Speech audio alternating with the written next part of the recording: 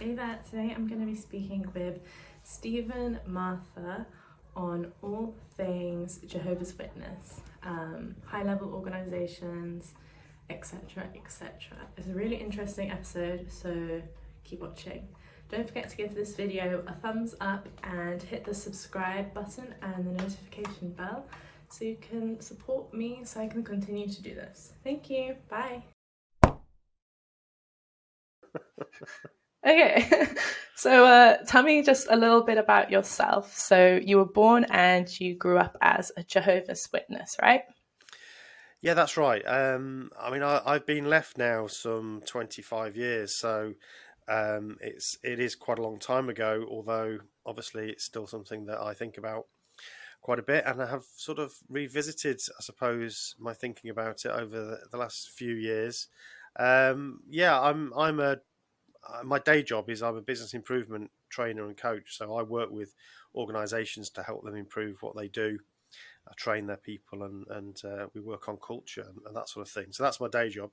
But over the last few years, I've kind of been thinking back to my days as a Jehovah's Witness, and I was raised as a witness up until I was raised as a witness, and then around 30, I left. I decided that I could no longer hold the party line, if you like. I'd had Mm-hmm. doubts for a long time. And I found it very difficult to hold on to my faith. But all my family, a lot of my family, immediate family certainly, relatives, friends, all my community were Jehovah's Witnesses. I was third generation, so it was my world really. Good. Also, I was married to another Jehovah's Witness, and we had a baby. So leaving at that point is actually really quite difficult because it's not easy to leave Jehovah's Mm-hmm. Witnesses.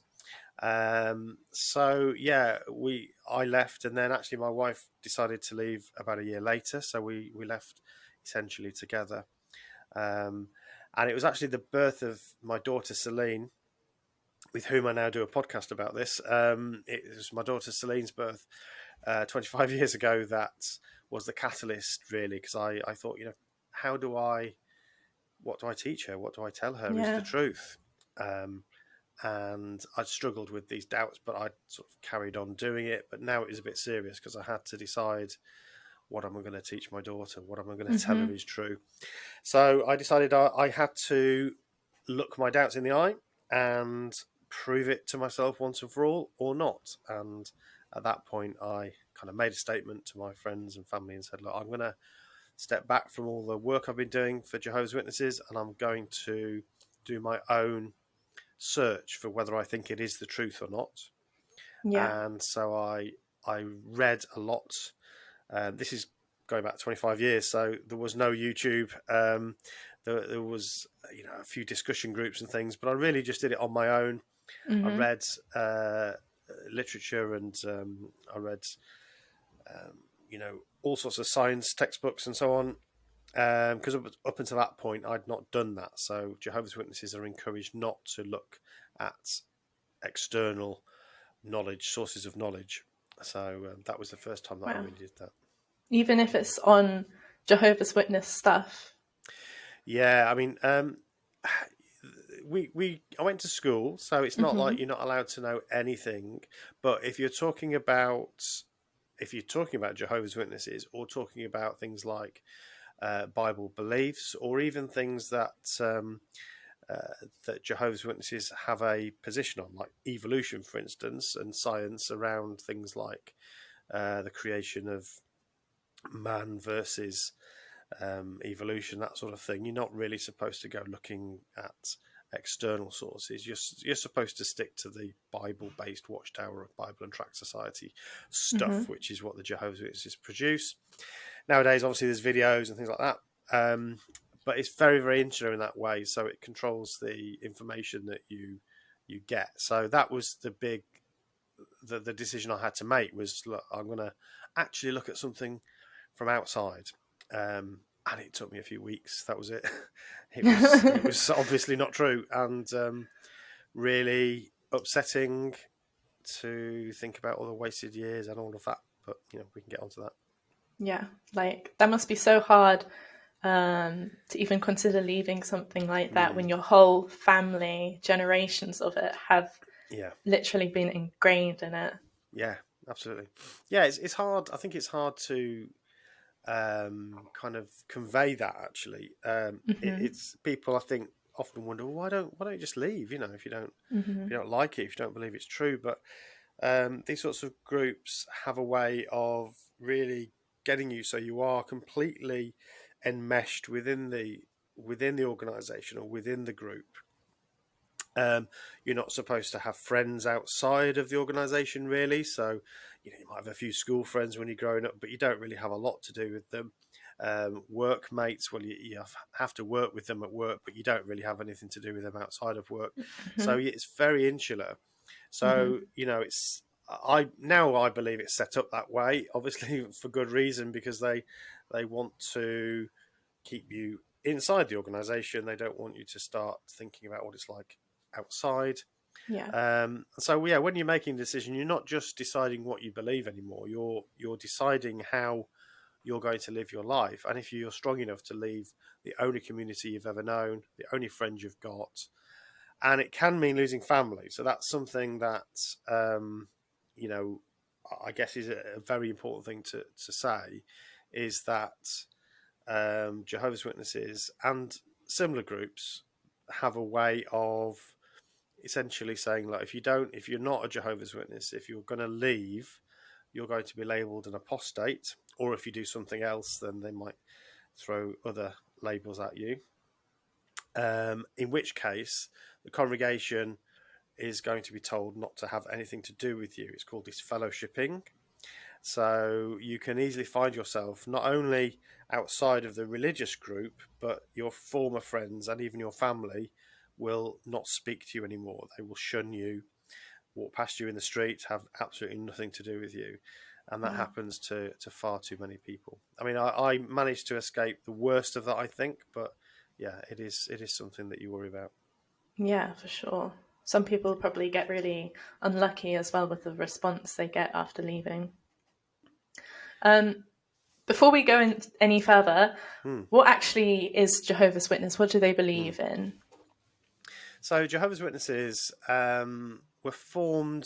They were called Bible students going back into the sort of mid 1800s in the United States. There was a bit of a movement around that time with a number of different groups, and they had an approach to the Bible that was really looking at the Bible, looking at prophecies in the Bible, looking at things that were happening reading the Bible. This includes the Old Testament and some of the prophecies that were um, that are featured in the Old Testament, and applying them to current day situations, and also saying that there's sort of time prophecies hidden inside these books, these Bible passages.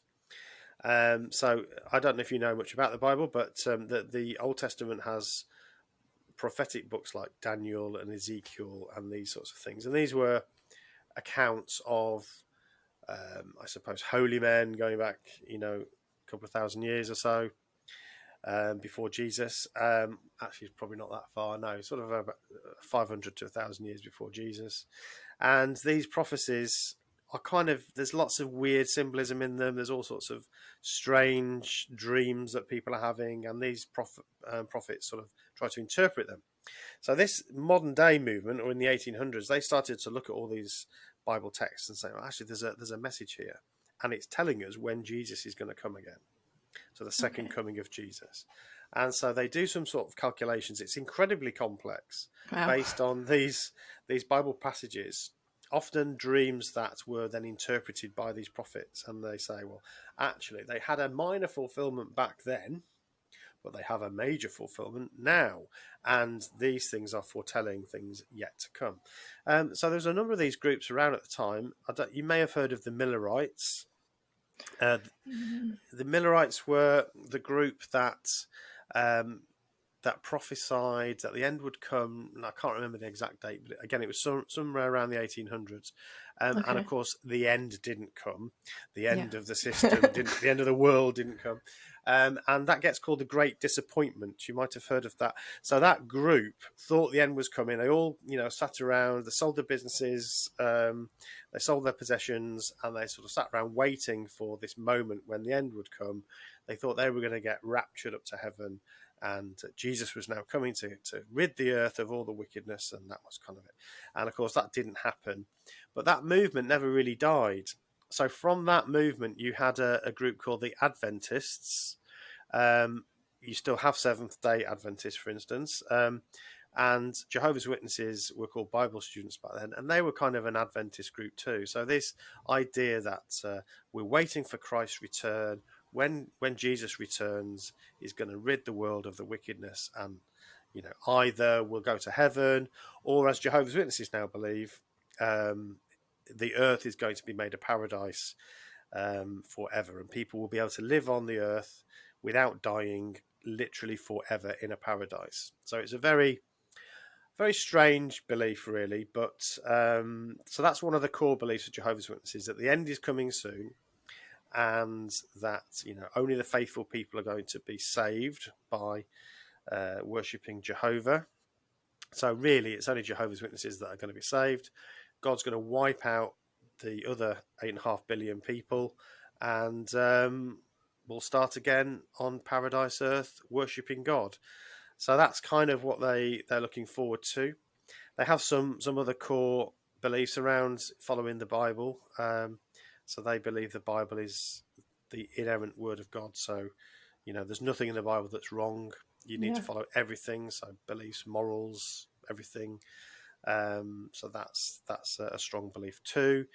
They're kind of well known for not having blood transfusions. So that's a medical procedure that we see as quite common and normal. But Jehovah's Witnesses won't have any blood transfusion or any products from blood, even if that means they'll die. And there are various things that happen every year around children as well, of course, because they don't let their children have blood transfusions. Don't celebrate Christmas or birthdays, Easter, no sort of holidays. They stay away from all that stuff. So children of Jehovah's Witnesses have to sit outside of all of these sorts of activities. No morning assembly worship or anything like that, because they don't have any of that.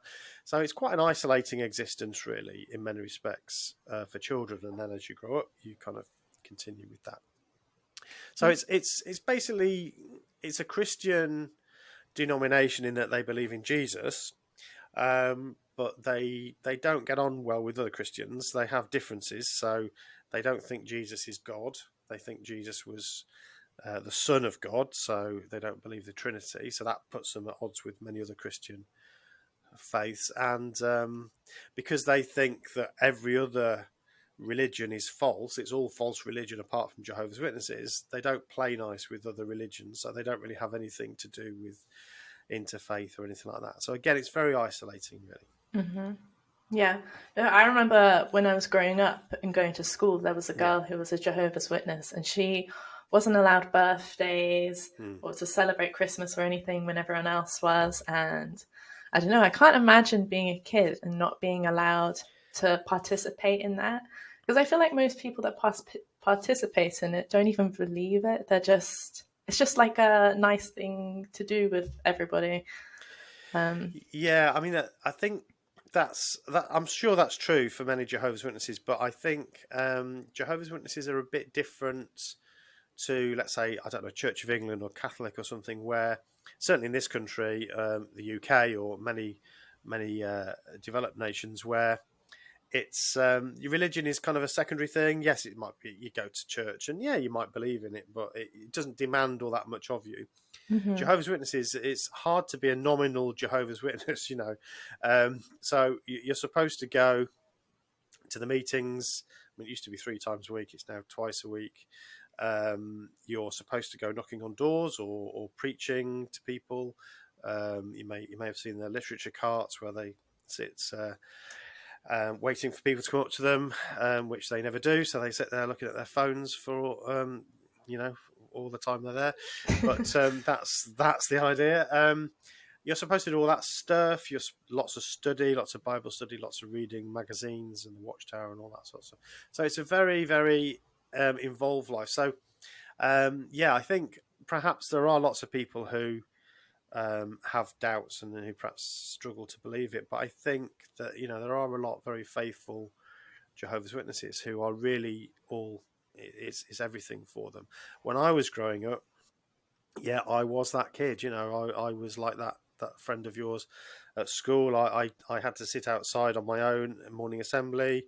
When it was time for coming up to Christmas, I dreaded it because I couldn't get involved in anything. At school there's always something next, isn't there? There's Halloween, couldn't do that. Yeah. Christmas, Easter. couldn't do that. Easter, couldn't do that. It's your birthday today, Stephen. Yes, but I don't celebrate it because I'm a Jehovah's Witness. Why don't they celebrate birthdays? Great question. Don't know. It just seems like a non-religious thing as well. It is.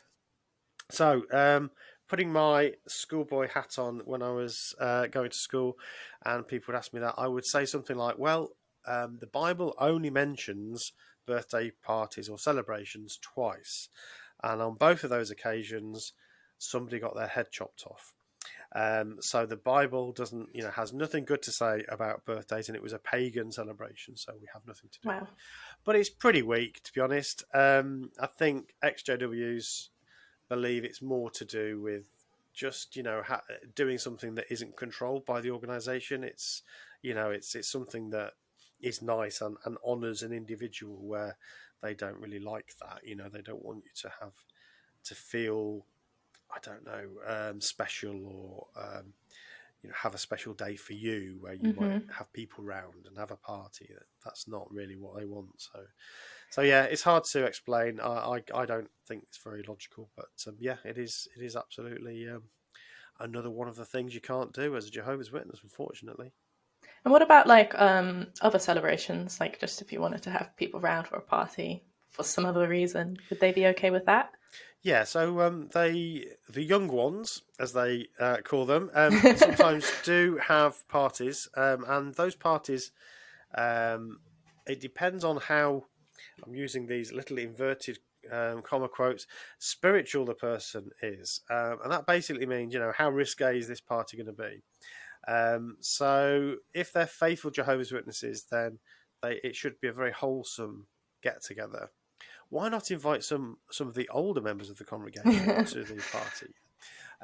Make it a spiritual fellowship, and maybe do some Bible charades and no alcohol, things like that. But then there would be some in the congregation who were a bit more rebellious and might get the old Michael Jackson records out, or something like that. So there is, I think there's a bit of a spectrum there in terms of what people would do.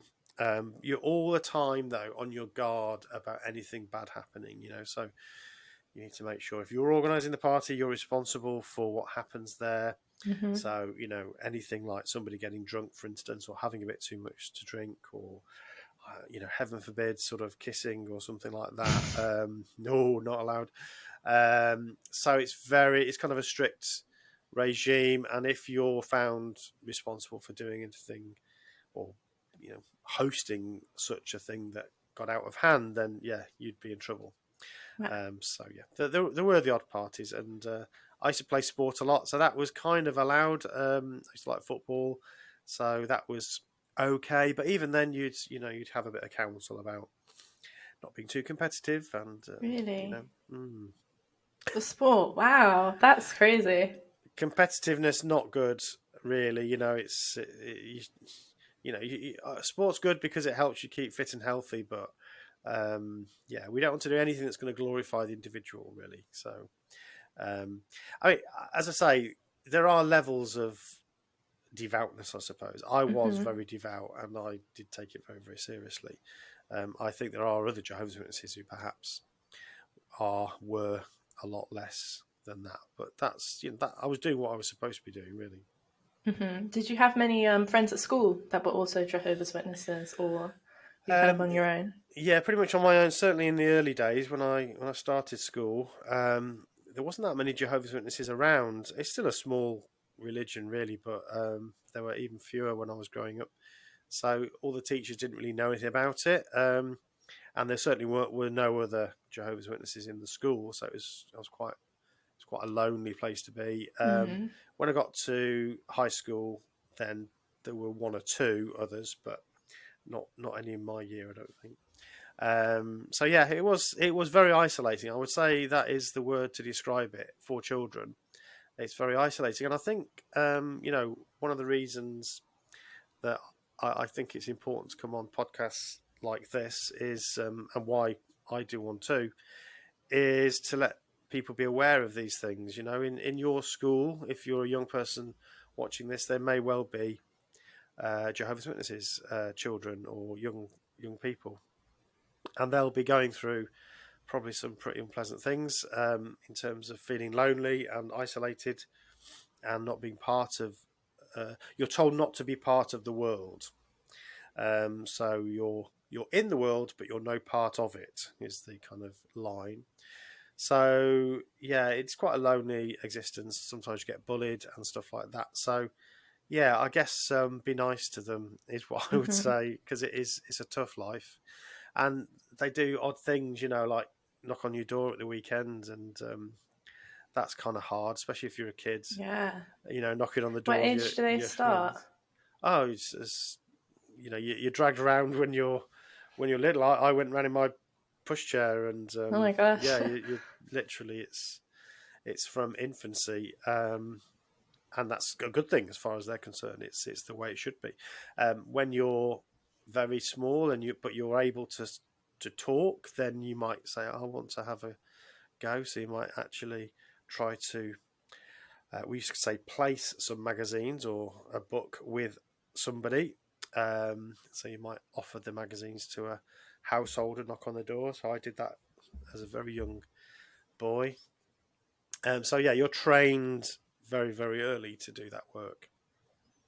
And so did you get good responses? Like what kind of percentage of people would be like, oh yeah, I want to join? Yeah, sure.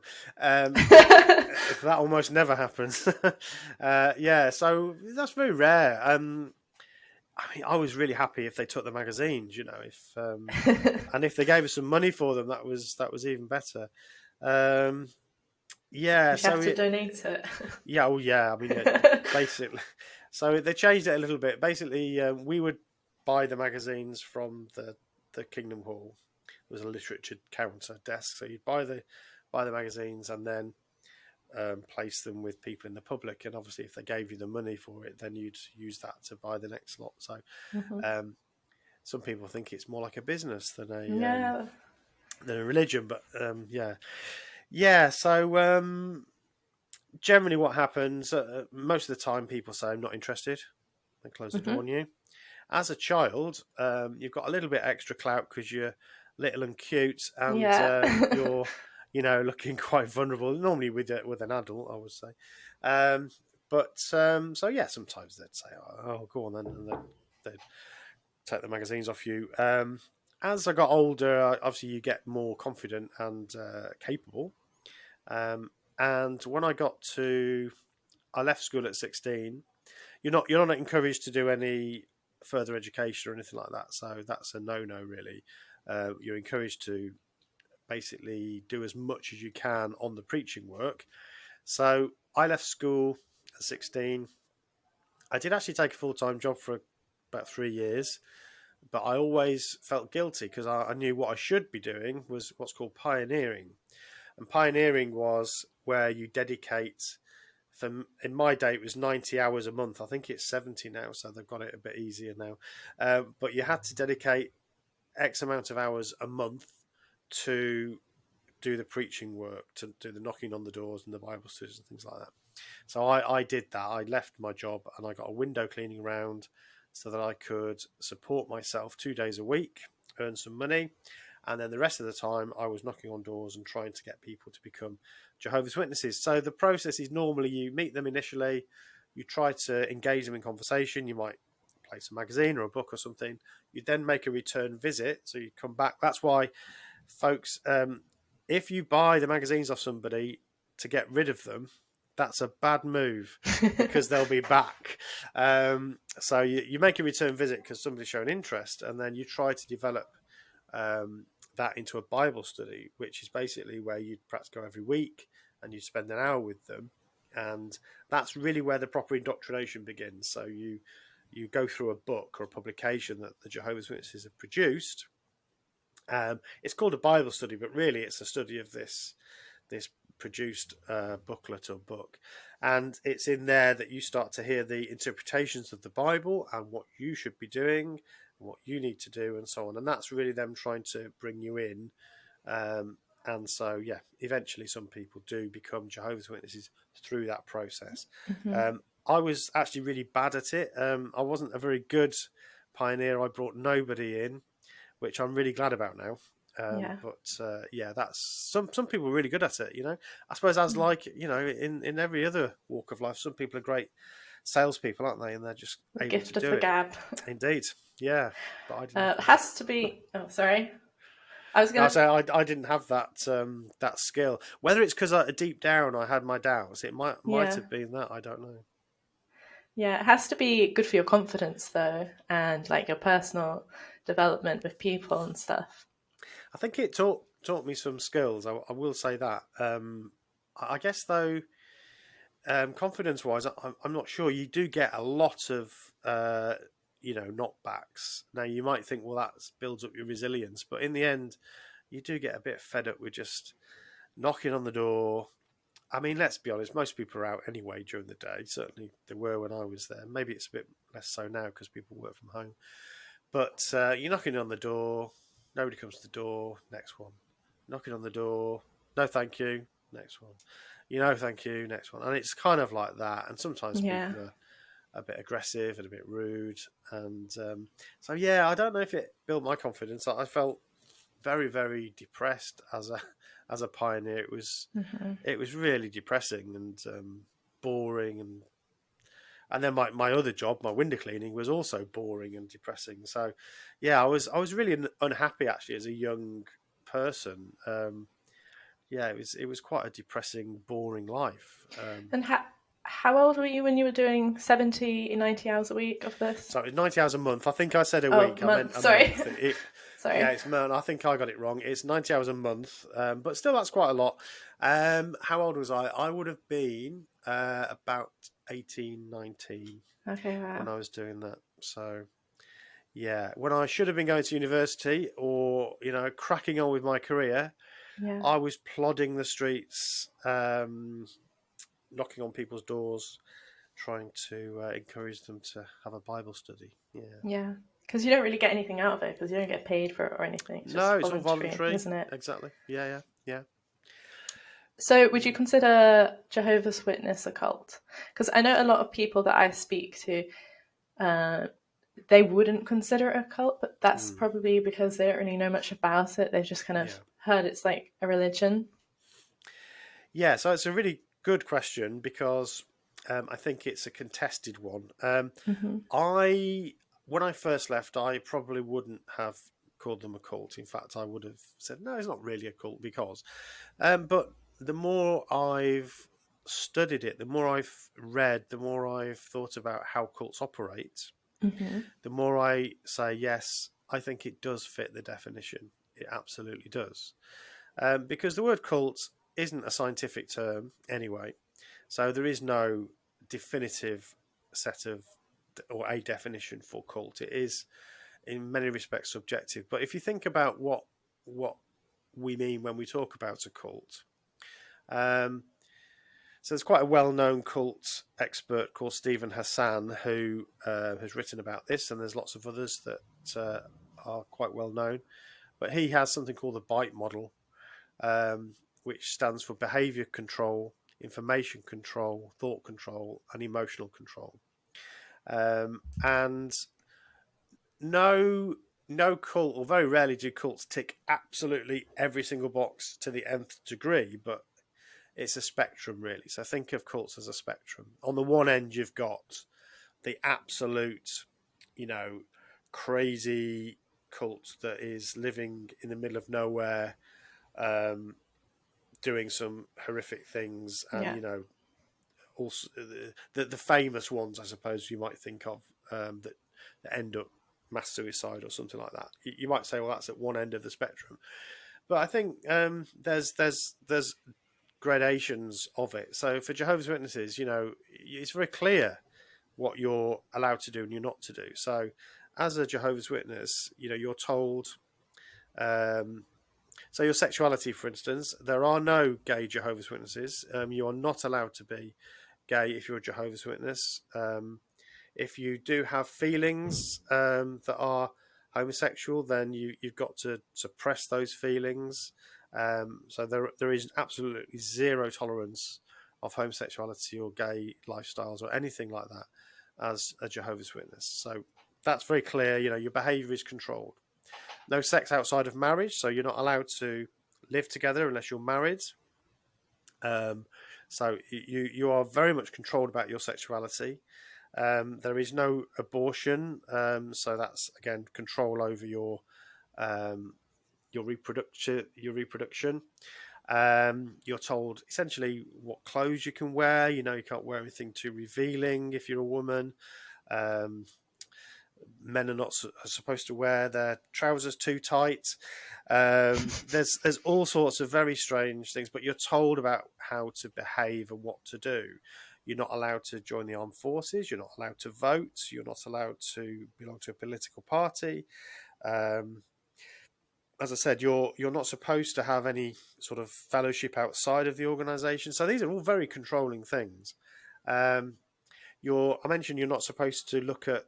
So if you think about that's behaviour control. If you think about information control, you're not supposed to look at books and literature and worldly knowledge that disagree with the organisation. So that's very much frowned upon. I mean, I guess people do sometimes because in their own home they might get away with it, but they feel guilty then for looking up something that cuts across the Jehovah's Witnesses interpretations of things. So information is controlled. You don't know anything about the organisation like the finances, for instance.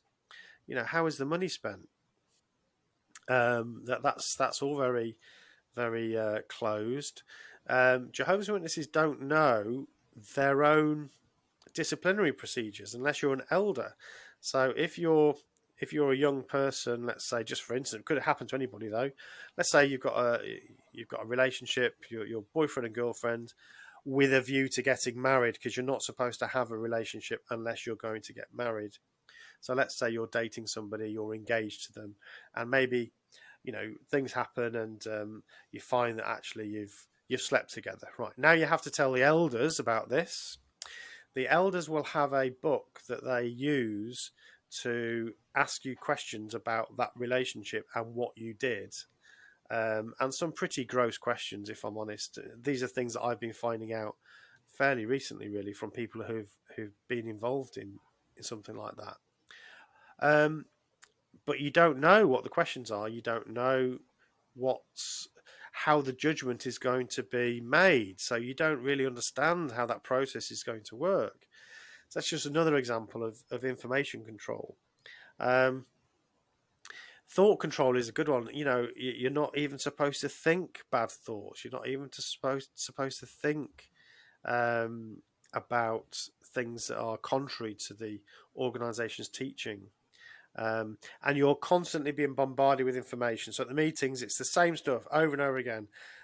You're taught, so you're kind of indoctrinated from a young age.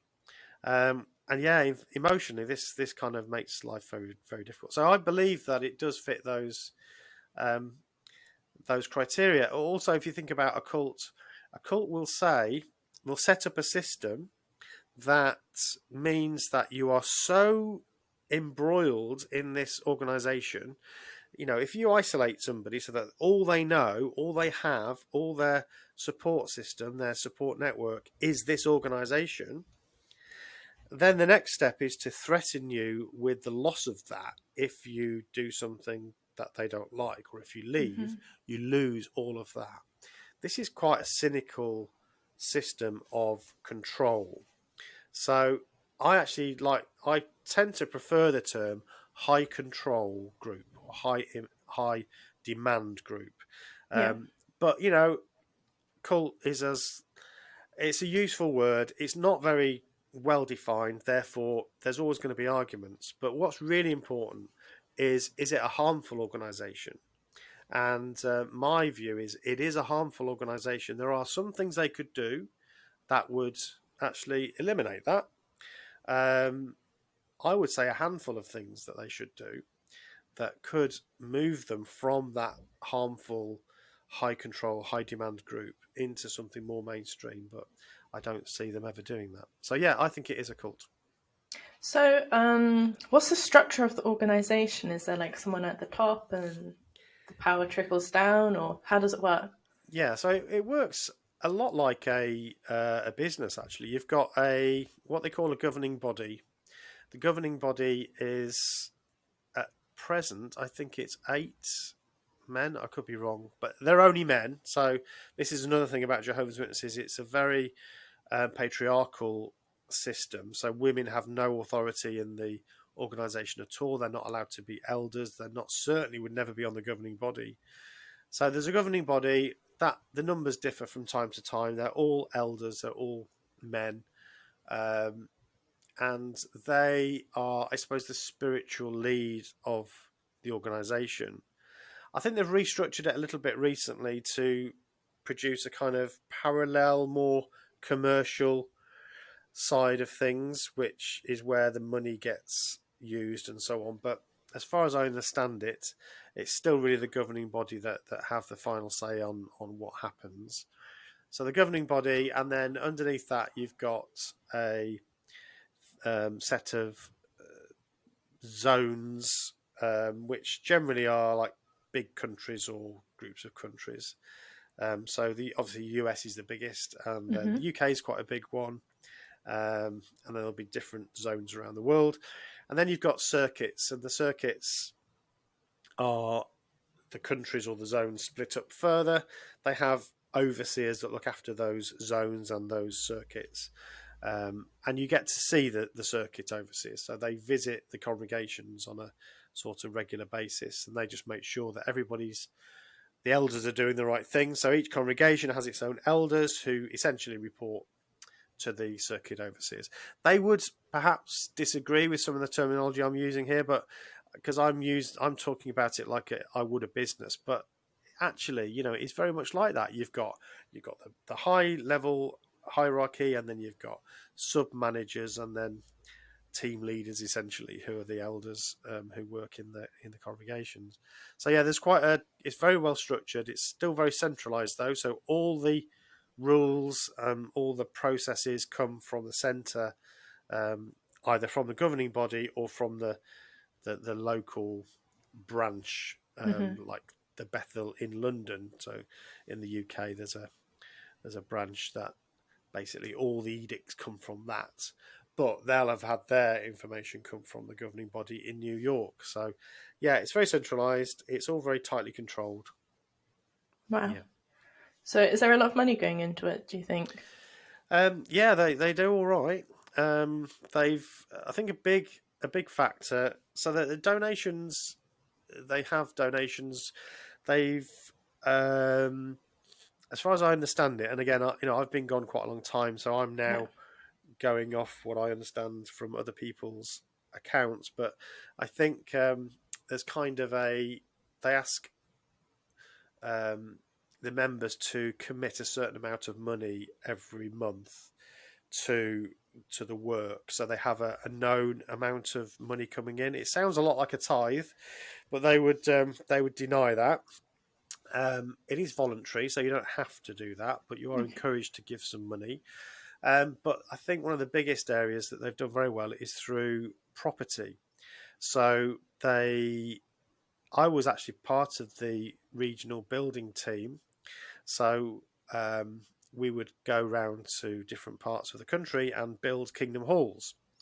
And that was all done, most of it was voluntary labour again. So lots of trades people going on site and doing what they needed to do, building kingdom halls for pretty much free. But then, of course, that's a really useful asset. That's quite a valuable asset. Yeah. And so there's been a bit of selling off of property. They also sold off the in the UK, they sold off the Mill Hill branch, and they've moved somewhere cheaper because Mill Hill very expensive property there. So I think they made quite a lot of money out of that. And in New York, they also sold their property in New York. There used to be a big building with Read the Bible Daily on it. That was the Watchtower building. They sold all that because that was prime real estate in New York, and they moved to Warwick, they call it, which is a few miles down the road, and they made a lot of money out of that. So Wow. I think they do make quite a lot of money out of property. Is probably one of the biggest areas. Yeah. Mm-hmm. So you mentioned previously when it comes to like the discipline and how they carry that out, that they go through these questions. Are they set questions have been written like years and years and years ago, or are they like personal to that particular elder who's just made them up? So I have to say I've recently downloaded a copy of the handbook, the Elder's Handbook. There's an Elder's Handbook called Shepherding the Flock of God, I think. And that was it was a book that the elders got. So when you became an elder as a man, if you did the right things and if you were an exemplary member of the congregation, then you'd become an elder in the congregation. And at that time, you're given a book which is called Shepherding the Flock of God.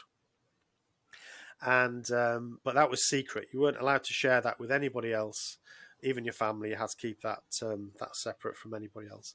And then obviously over the years with the internet, it's really hard to keep things secret. So now if you type in "Shepherd the Flock of God," you can actually download a PDF somebody's put up there, because there are a lot of leaks actually from the organisation. There's quite a lot of people that are trying to make things a bit more transparent. Yeah. So yeah, I must say though, I haven't really. I did have a little look. I'm trying to remember the way it words it, but yeah, you are encouraged to basically try to. So what the Judicial Committee does, if I'm accused of something, and it doesn't have to be for sleeping with somebody. It could be smoking, for instance. Smoking is a disfellowshipping offence. So if I was caught having a crafty fag, then I would get hauled before a judicial committee. And generally, what a judicial committee is about is not to see whether you've done it or not, because that's already been decided. What the question is are you repentant? Okay. So whether you are sorry, truly sorry for what you've done. And so the questions are really about that. So I'll use the smoking example, but you hopefully by me using this, you can apply that to things like sexual activity as well, because these are the same sorts of questions. So the elders might say to me, so did you plan to have a cigarette? Did you so when you went to the shop, did you go just for the packet of cigarettes? Or were you just doing a normal shop or maybe you didn't buy cigarettes at all? Did somebody just give you a cigarette? So what how much pre-planning was going on about whether you were going to have this cigarette or not? When you smoked, did you enjoy having that cigarette? How much did you really enjoy? On a scale of 1 to 10, how much would you say you enjoyed having that cigarette?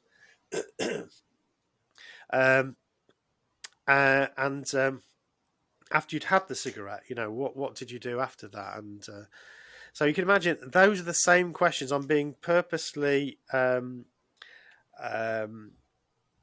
using the example of cigarettes, but actually that's the same sort of questions that they will ask a young woman or a young man who it's claimed have maybe had a relationship before they were married, let's say. And it's pretty gross. So it's very intrusive. Very intrusive, very completely inappropriate. Yeah. But these are not questions that are just dreamt up by the elder. They are basically doing what they're told to do. There's a number of biographies that it's well worth your listeners reading. We've just interviewed a woman called Ali Miller. She's recently released a book called The Last Days, and she talks about her experience with this in a judicial committee. So if your listeners are interested in what that's like, then I thoroughly recommend that book, because she goes into the detail of the sorts of questions she was asked about her sex life, essentially. Yeah. So yeah, it's really inappropriate. It's quite surprising that these things still happen, you know. And I feel like that's so open to manipulation as well when the people being interrogated, they don't know any of the process. They're not That's allowed right. to know. Yeah, Then something could easily happen and an elder could take advantage of the situation. absolutely. You know, particularly women, I think, and I've come to see this more and more as I've been talking to people who have been witnesses, and people like Ali and others. Women are actually in a very vulnerable position, I believe, in this organisation, Hmm. especially single women. Although, if you're married, of course, you're so that they have the language around this, and it's pretty offensive, to be honest. But the head of every woman is her husband, so her husband is her spiritual head, and so kind of what he says goes, really, in the family. Women are not allowed to speak in the congregation in terms of teaching or anything like that. And so women have a very subservient role. They're supposed to be submissive. That is the word that is used.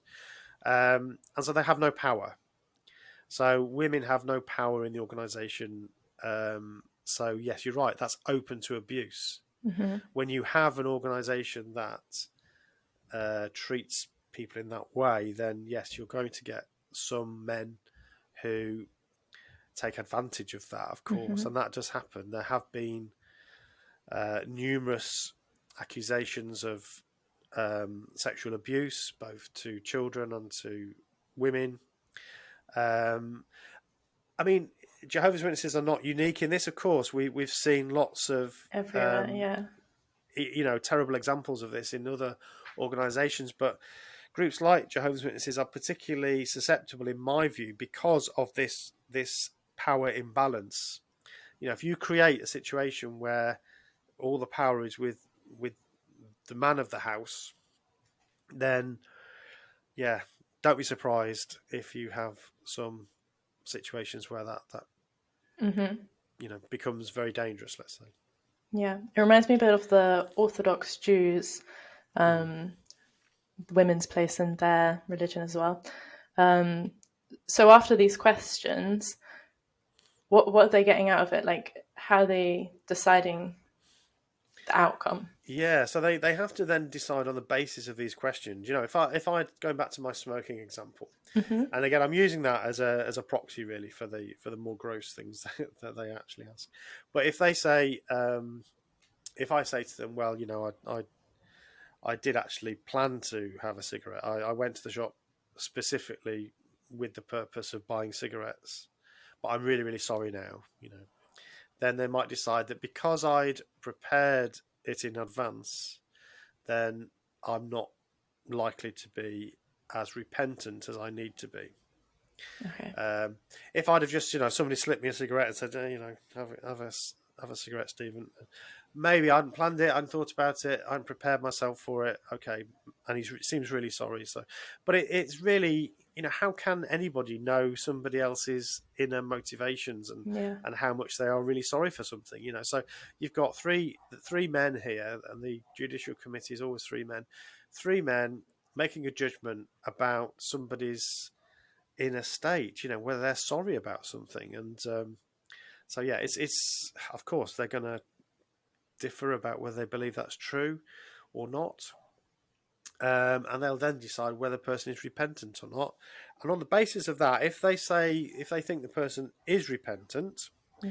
sorry for what they've done, then they may well then say, well, we're going to give you a reproof, and that reproof might be something like an announcement at the platform at the Kingdom Hall to say, Stephen Mather is no longer going to be able to, I don't know, handle the microphones or do the Yeah. open the Kingdom Hall or something. So these are called privileges. So your privileges might be removed. If I got disfellowshipped, then at the next meeting, a simple announcement would be given, which would say something like, ladies and brothers and sisters, Stephen Mather is no longer a Jehovah's Witness, or no longer one of Jehovah's Witnesses. Wow. So would you be there when that happened? Possibly, yeah. If you're disfellowship, then you may. I mean, it may just be that you're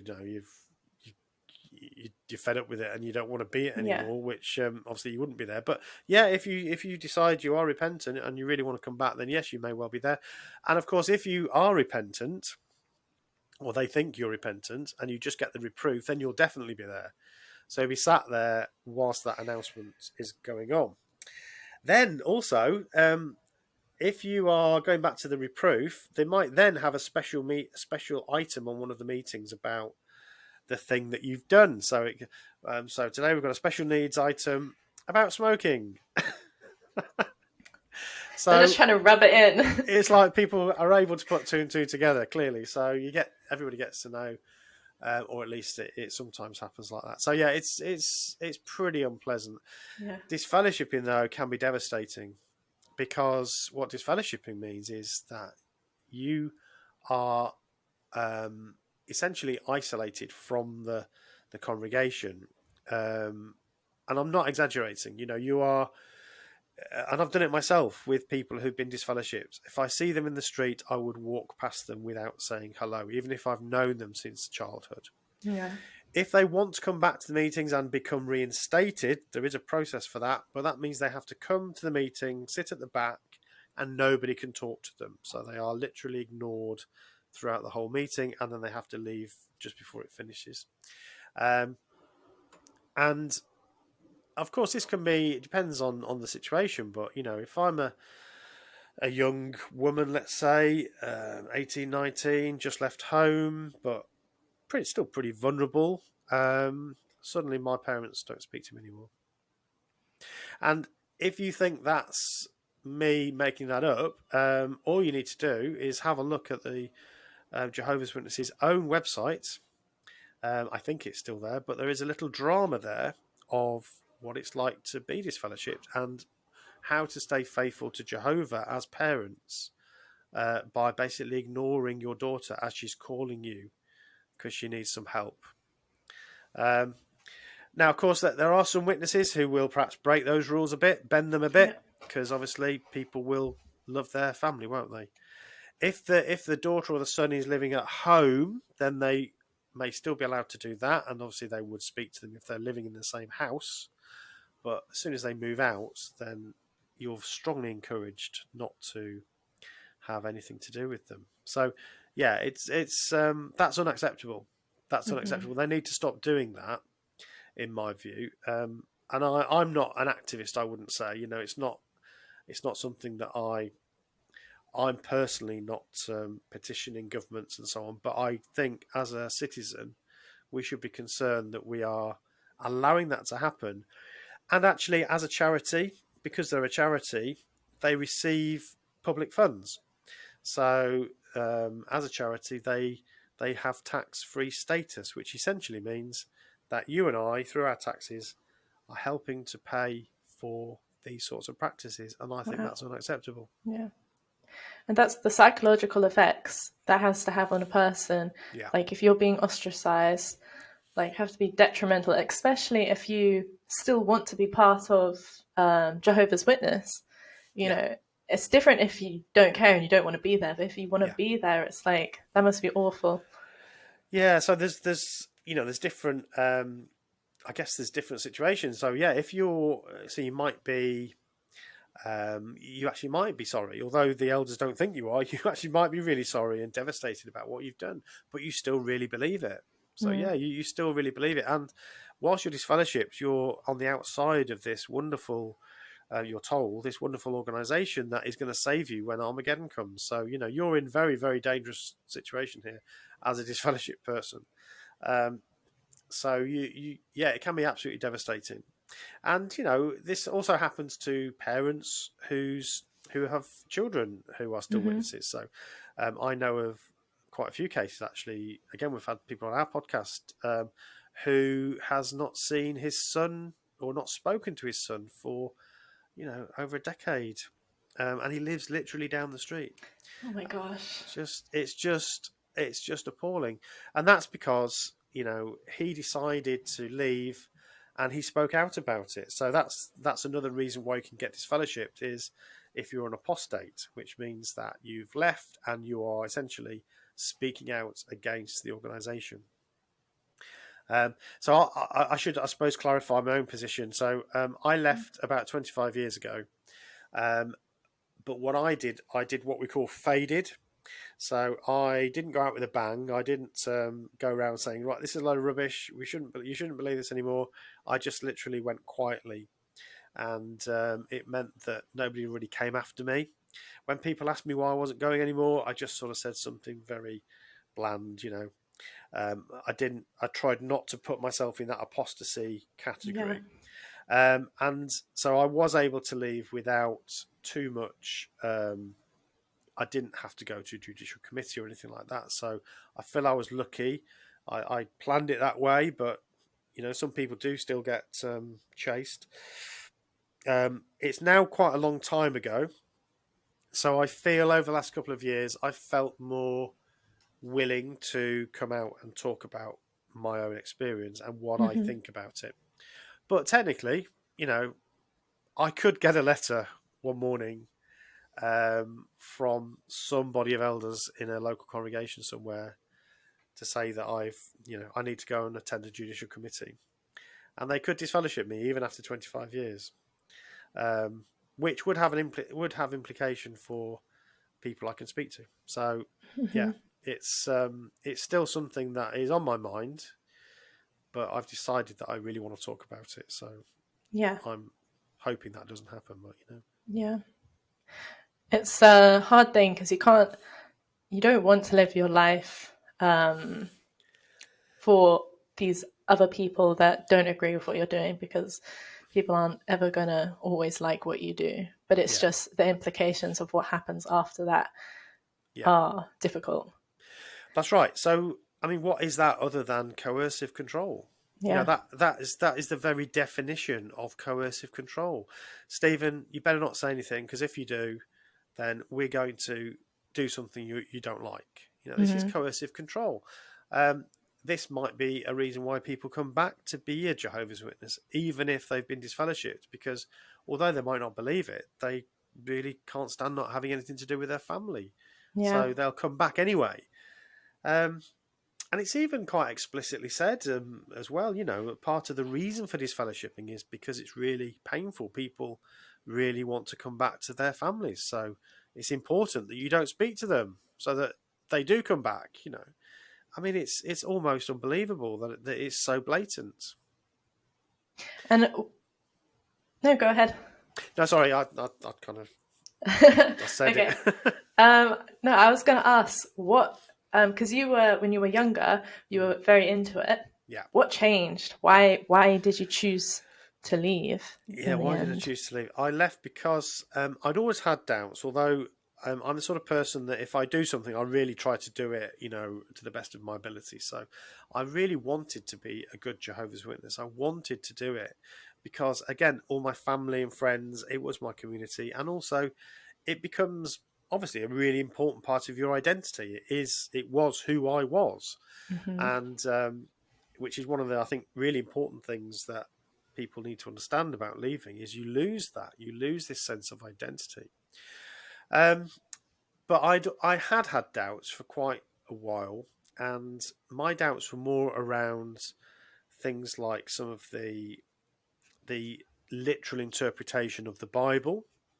So I really struggled to believe that God created Adam 6,000 years ago in a garden, and then created Eve from his rib, who then had a chat with a snake and ate some fruit, and through that sin entered the world.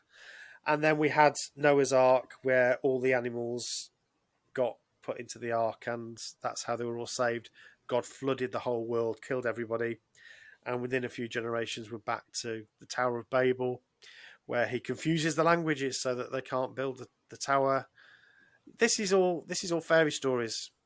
I'm sorry if anybody's offended by that, but and maybe actually they're great allegorical stories. Maybe there's Mm-hmm. something deeper there, and yeah, I'm totally into that.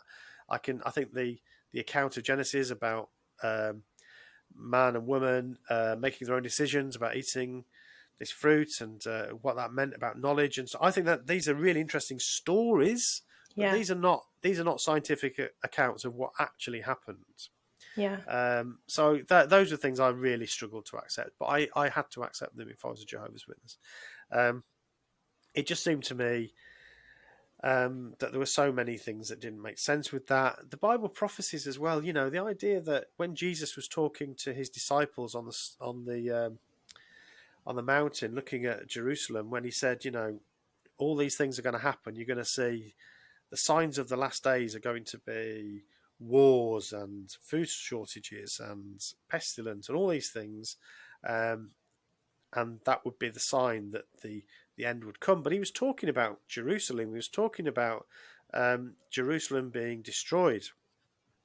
But what fundamentalist Christians do is they say, yes, but he was talking about that, but he was also talking about what would happen 2,000 years later when the end of the world would happen. Well, I found that just a bit of a stretch, to be honest with you. And the idea that the wars and the food shortages and things like that was a decent sign that the end was about to come, and that just sounded ridiculous to me, because there's always been Mm-hmm. terrible wars, there's always been food shortages and earthquakes and all these things. So at any point in history, you could have easily made a case for saying, oh, look, the signs are here. Um, so all of these things started to disturb me. And the other thing I think was, the whole idea of God destroying everybody. What sort of God is that? So God is going to kill 8.5 billion people on the earth, um, because they don't worship Him. What sort of a God is that? What sort of a being is that is going to slaughter you if you don't worship Him in exactly the way He wants you to? So I really had those doubts, and I allowed myself to look at those doubts and just say, okay, now I need to answer these questions. And it didn't take long really before I realised I could no longer hold that line. Yeah. Do you think a big part of why people stay is because they're afraid of Armageddon, basically? I Do think you that's think part of that's it. Yeah, quite a controlling factor of their life? yeah. I mean, again, what else can you call it but coercive control? Believe this, or you're going to die. Mm-hmm. It doesn't get much more coercive than that. Yeah. Again, talking to people who have written about this, and again in Ali's book, even when you leave, I didn't suffer this, I have to say, because I had no belief in it when I left. But some people still struggle with things like Armageddon, and you know, Ali talks about when an aeroplane was shot down by the Russians. This is going back a few years now. She thought, "Oh, maybe this is it," and she was absolutely terrified. She became absolutely paranoid that this was the end. Even though she'd left the organisation, she was no longer a witness. Same goes for another friend of mine, Riley. He was convinced that with the pandemic, that was it. This was the end of the world because it's part of the prophecy, and he Wow. just decided that although he thought it was the end and it was happening, he still couldn't be a Jehovah's Witness. So he just came to terms with the fact that he was going to die, and he would have nightmares where he'd wake up screaming because he was going to die. So yeah, I think I always had doubts about that, but for some people, they really, really believe it. So yeah, it is another form of coercive control. Threaten people with death. So, would you say that you're any bit religious now with anything, or do you believe in anything, or are you completely atheist? Yeah, so I'm definitely a non-believer. I can't make up my mind whether to call myself an atheist or an agnostic.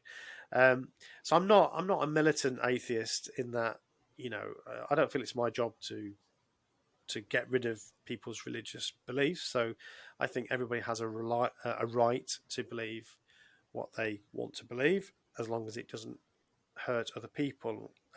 It's not coercive. Um, but no, I'm not religious. I'm actually a member of Humanist UK. I describe myself as a humanist, and I think that's, for me, that works. It's For me, it's about Yeah. looking at evidence, finding what the evidence points to, and also it's up to us, as human beings, to make the world a better place. We can't wait for God to come and put everything right, however that's described. Actually, it's up to us as human beings to sort out some of our issues. So I think the responsibility is on us to be good people, to be moral, ethical people, and I think we know what that means. There's always going to be some dilemmas, and then we have to talk about that and think about what the ethics are. And so it's up to us. That's what I strongly believe. Right. Well, I think we've covered a lot. So is there anything that I've missed that you would want to get out there, maybe? I suppose the only thing I would say is, so since leaving, there's